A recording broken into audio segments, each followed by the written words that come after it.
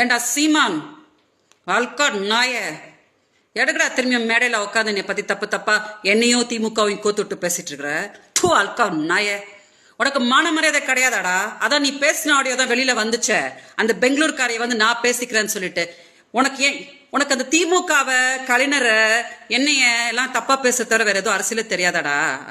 அந்த பொம்பளைய 15 வருஷமா தூ அல்கம் செருப்ப பிஞ்சுடும் சீமான். உனக்கு இதான் கட்டேசி உனக்கு நான் சொல்லிட்டு இருக்கிறேன். நான் ஏதோ செவனேன்னு பெங்களூர்ல சொல்றேன்ல உங்க ஆட்கள் வச்சு பேசாத நானாவை பத்தி பேசாதன்னு சொல்றலடா நாய. அப்போ நீயும் வாய மூடு.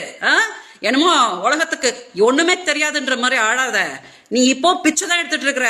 என்னை பத்தி திமுக பத்தி தப்பா பேசியெல்லாம் நீ பண்ண 2026 பிச்சை தான் எடுப்படா நீ நாய. பிச்சை தான் நீ எடுப்ப. எங்க அக்கா பேரலிசிஸ் ஆகி படுத்து கிடக்குறாங்க பிச்சைக்கார நாய. அதனால நான் வந்து உன்னை பொறுமையா விட்டுக்கிட்டு இருக்கிறேன்.